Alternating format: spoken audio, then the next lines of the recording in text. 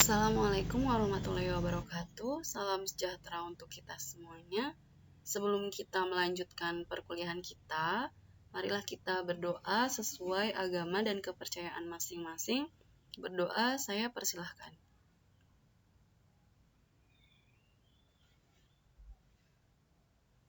Ya, jadi pertemuan kita kali ini kita akan membahas akuntansi penjualan hotel. Jadi di dalam pertemuan ini kita akan bersama-sama memahami bagaimana pencatatan akuntansi untuk transaksi-transaksi yang berkaitan dengan penjualan di suatu perhotelan. Oke, kita bahas mengenai akuntansi penjualan hotel. Seperti yang kita ketahui bahwa penjualan hotel terdiri dari produk dan jasa yang ditawarkan kepada pelanggan. Jadi ini merupakan ciri khusus ya dari bisnis perhotelan bahwa di dalam suatu hotel dia tidak hanya menjual jasa saja, tetapi juga ada produk lain yang dijual. Contohnya seperti makanan yang dijual pada departemen restoran. Kemudian penjualan produk dan jasa hotel ini terjadi di departemen hotel yang menghasilkan penjualan dan berhadapan langsung dengan pelanggan, seperti reservasionis dan resepsionis dari kantor depan. Seperti yang kita ketahui bahwa kantor depan ini mempunyai fungsi menerima permintaan pemesanan kamar. Selanjutnya ada restoran dan bar yang menjual produk makanan dan minuman, serta penjualan jasa cucian dan dry cleaning, dan departemen-departemen lainnya yang menghasilkan penjualan. Kemudian, akuntansi penjualan hotel di departemen akuntansi ditangani fungsi khusus, yaitu namanya income auditor. Jadi, income auditor ini merupakan fungsi dari departemen akuntansi yang melaksanakan pembukuan penjualan hotel dan sekaligus melakukan fungsi audit atas semua penjualan hotel yang terjadi setiap hari. Perlu digarisbawahi bahwa perhotelan ini mempunyai volume yang tinggi, artinya perputaran kas di dalam suatu perhotelan itu tinggi setiap harinya, namun memang secara jumlah relatif rendah, sehingga hal ini menyebabkan perhotelan harus memiliki pengawasan yang lebih ketat, khususnya pada bagian penjualan. Nah, kemudian untuk dapat membukukan transaksi pada jurnal penjualan diperlukan dokumen-dokumen pendukung. Dokumen-dokumen pendukung itu terdiri dari sebagai berikut. Yang pertama ada kwitansi atau bukti bayar penerimaan kas. Kemudian ada rekening tamu. Jadi rekening tamu yang kemarin sudah kita pelajari di sini akan membantu kita untuk mencatat transaksi penjualan pada jurnal. Kemudian ada laporan penjualan kamar, rekapitulasi penjualan kamar, rekapitulasi setoran kas, laporan tata graha, laporan penjualan makanan dan minuman, dan laporan pendukung lainnya yang nanti akan kita bahas satu persatu setelah pertemuan hari ini. Nah, lalu bagaimana kita akan mengakui penjualan? Jadi di sini penjualan sebagai salah satu unsur dari laporan keuangan yang harus ditentukan saat pengakuan terjadinya penjualan. Sebelum kita memahami bagaimana sih kita mengakui penjualan, perhatikan ilustrasi berikut. Jadi di sini ada Tuan Fajar dan istri check-in di hotel dan melengkapi kartu registrasi di kantor depan hotel. Lalu menurut teman-teman, apakah saat itu penjualan sudah diakui terjadi oleh hotel? Jadi di sini Tuan Fajar itu baru mengisi kartu registrasi ya. Jadi baru memesan kamar lalu mengisi kartu registrasi dan melengkapi identitas. Nah, untuk memahami bagaimana penjualan itu diakui, kita mempunyai pengakuan penghasilan menurut Standar Akuntansi Indonesia atau SAK. Jadi perhatikan di sini bahwa menurut SAK, pendapatan timbul dalam pelaksanaan aktivitas perusahaan yang rutin terjadi atau operasional rutin perusahaan.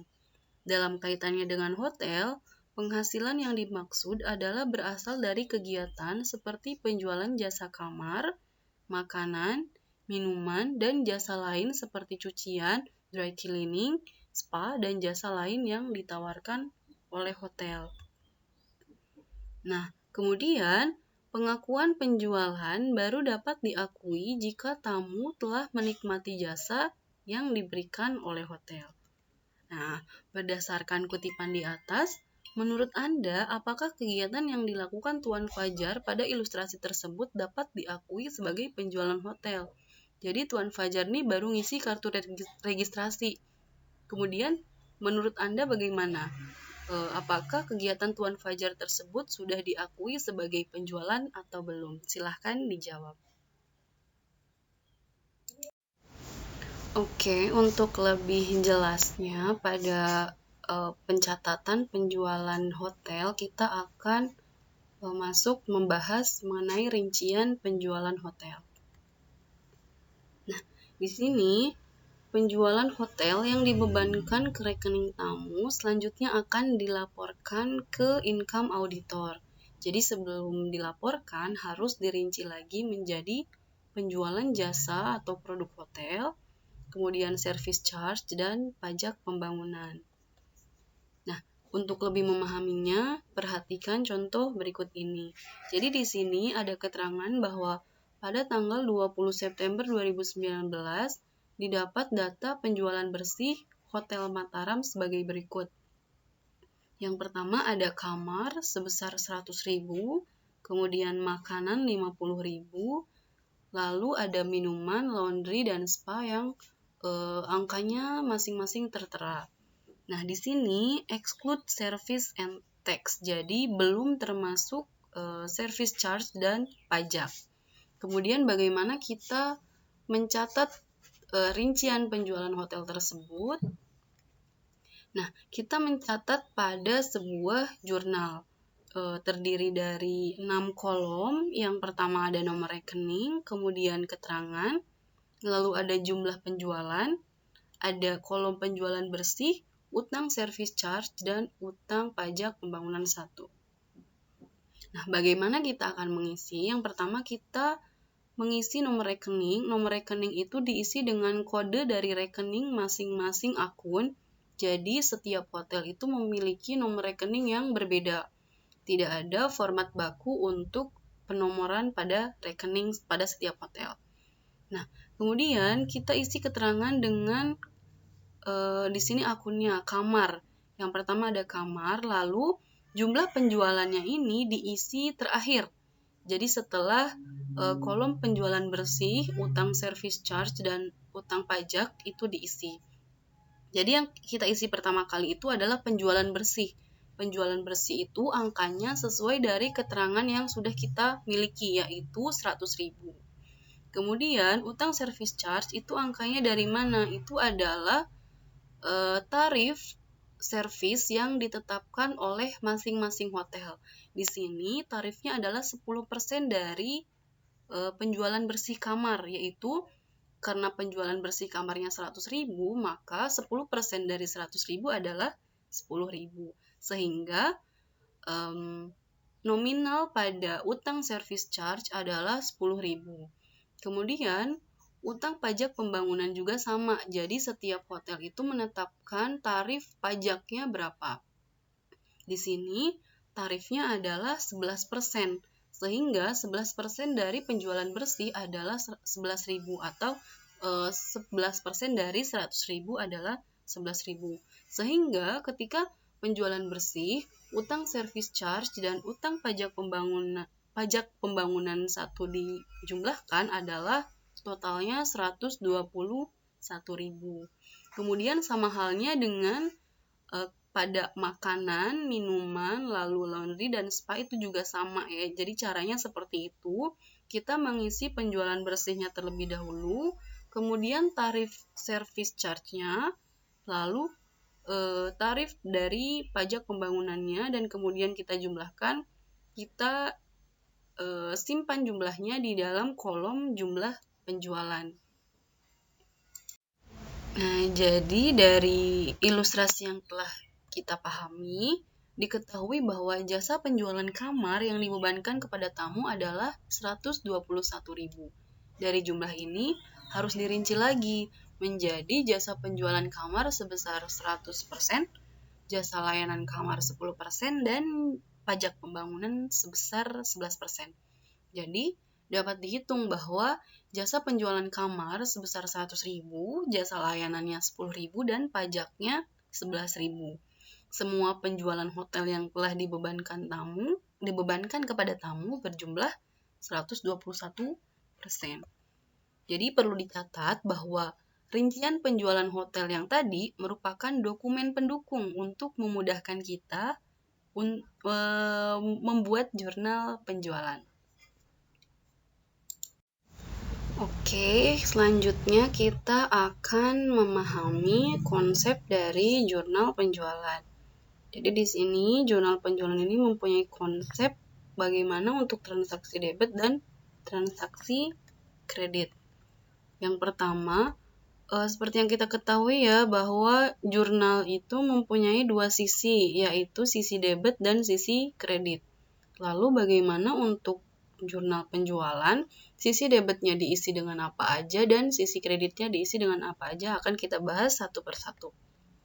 Nah, yang pertama dari pengisian jurnal penjualan di sisi debit itu diisi oleh piutang rekening tamu atau jumlah dari rekening tamu itu berapa.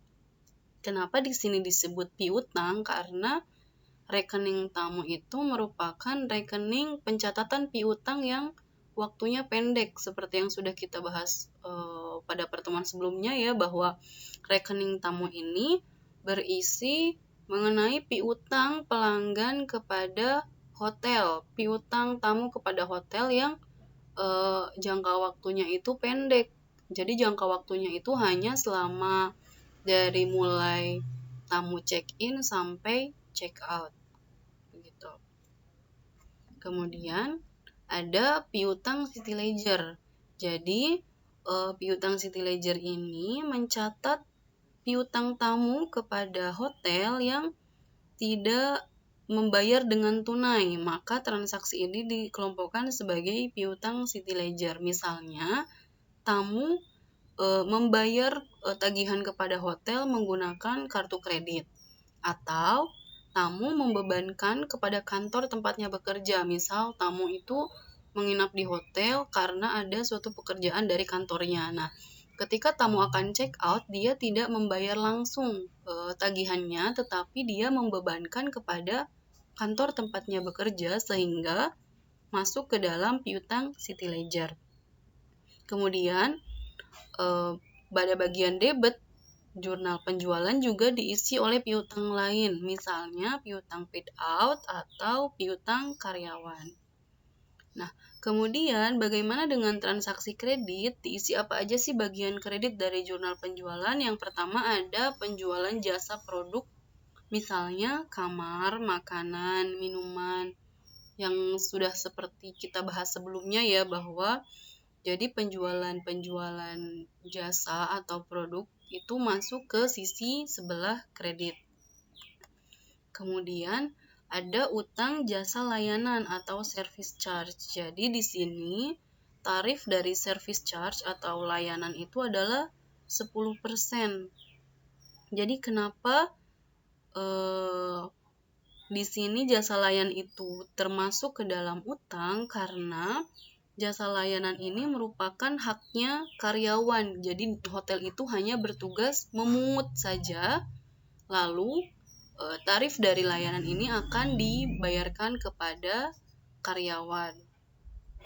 Nah, bisa teman-teman cek pada Peraturan Menteri Tenaga Kerja tentang pembagian uang servis pada usaha hotel, yaitu ada pada Peraturan Menteri Tenaga Kerja nomor 2/Men/1999 tentang pembagian uang servis pada usaha hotel. Jadi di sini hotel itu hanya bertugas memungut tarif layanan kepada tamu yang nantinya akan didistribusikan kepada karyawan, sehingga di sini disebut sebagai utang jasa layanan, seperti itu.